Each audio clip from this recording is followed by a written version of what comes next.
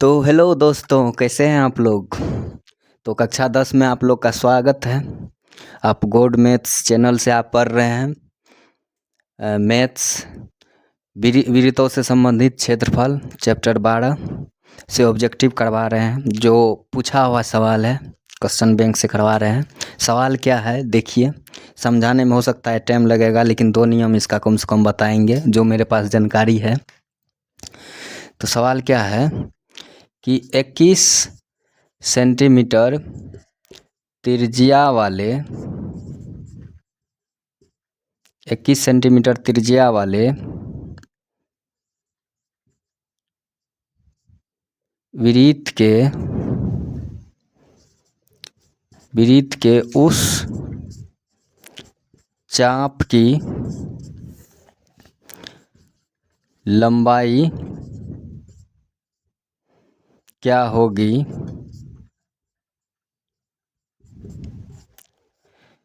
चाप की लंबाई क्या होगी जो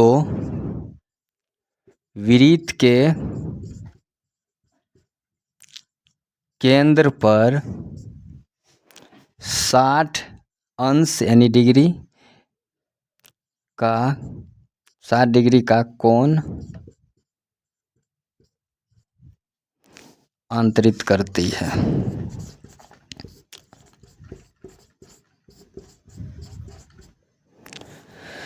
तो ये सवाल है, पूछा है कि 21 सेंटीमीटर त्रिज्या वाले वृत्त के उस चाप की लंबाई क्या होगी जो वृत्त के केंद्र पर 60 डिग्री का कोण अंतरित करती है। तो भाई चाप ये होता है, जैसे ये त्रिज्यीय खंड यदि बनाए तो इसको चाप यानी आर्क बोलते हैं इसको, ये वाले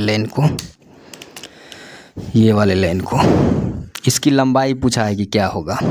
और ये जो है ये केंद्र पर जो है ये केंद्र पे ये यहाँ पे ये 60 डिग्री का ये कोण अंतरित करती है, ये बता दिया है।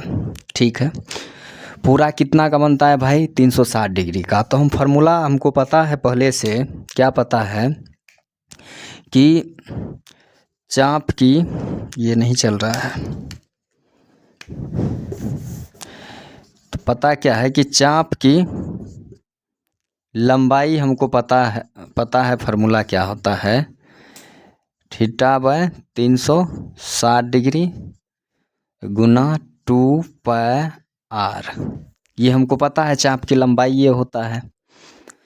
तो देखिए 2 नियम से हम बताएंगे, एक फार्मूला से और एक डायरेक्ट कैसे होगा, दोनों बताएंगे जो मेरे पास जानकारी है। जैसे कि यहाँ देखिए, यहाँ कोण थीटा यानी ये दिया हुआ है कितना भाई 60 डिग्री है, केंद्र पर कितना अंतरित करता है 60 डिग्री, तो 60 डिग्री लिख देंगे। ठीक है, उसके बाद 360 डिग्री गुना 2 पाई का मान कितना रखेंगे 22/7।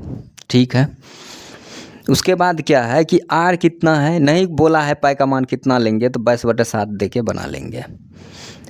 तो और क्या है आर यानी त्रिज्या, आर क्या है त्रिज्या कितना बोला है भाई 21 सेंटीमीटर बोला है, तो इसके जगह 21 सेंटीमीटर दे देंगे।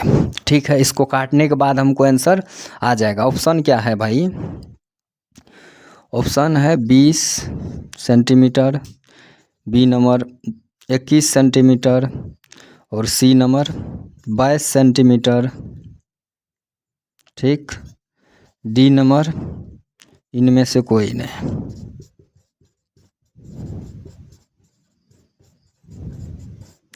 ये रहा ऑप्शन। ठीक, और चाप की लंबाई पूछा, ये ऐसे करके बना सकते हैं। तो इसको यदि बनाएंगे तो 0 से ये कैंसिल हो गया, 6 से ये 36। ठीक है, 7 या 21 कट गया, ये अब कटेगा, कट जाएगा। 6 से काटेंगे, यहाँ क्या बोलते हैं 3 होगा और यहाँ 1, फिर ये 3 3 कैंसिल। तो कितना आ गया भाई, चाप की लंबाई कितना आ गया, चाप की लंबाई आ गया 22 सेंटीमीटर। तो 22 सेंटीमीटर खोजो कहाँ है, ऑप्शन नंबर सी में। ये तो काटने के बाद ये हमको पता चल गया फार्मूला से कि चाप की लंबाई इतना होगा। यदि आप और यदि वृत्त को अच्छा से पहले से पढ़े हुए हैं, क्षेत्रफल और परिधि वगैरह निकालने के लिए जान रहे हैं सही से, तब देखिए इस सवाल को कैसे आप बना सकते हैं।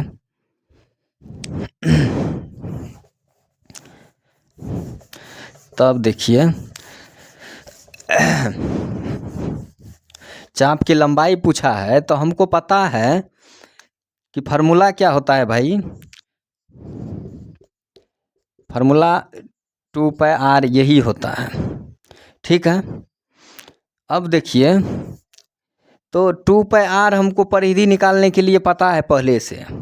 क्या पता है कि वृत्त की त्रिज्या क्या है, 21 है। यदि आपको पढ़े हैं सही से, पिछला वीडियो में थोड़ा बताए हुए हैं कि बेस यदि यानी त्रिज्या यदि आपका 7 सेंटीमीटर है तो परिधि आपका वृत्त, ये वृत्त में बता रहे हैं हम, वृत्त में तो परिधि आपका कितना हो जाएगा 44 सेंटीमीटर। और क्षेत्रफल का बात करें इसका तो 154 सेंटीमीटर स्क्वायर हो जाएगा। ये बेस होता है। 44 रहा तो 7 त्रिज्या हो जाएगा, ये बेस होता है।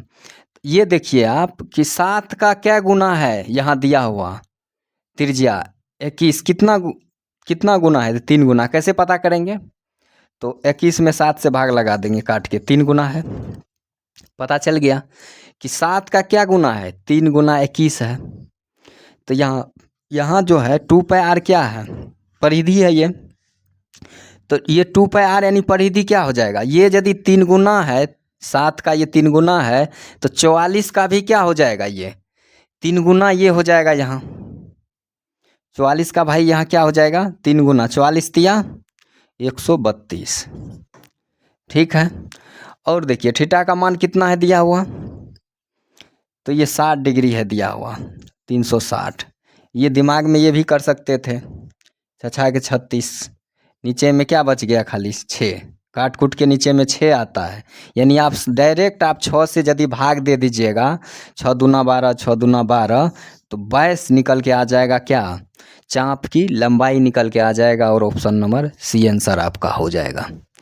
तो क्या करना है, खाली परिधि कैसे निकलेगा, त्रिज्या यदि 21 दिया हुआ है, 7 का 3 गुना, तो परिधि निकल जाएगा 44 का 3 गुना 132।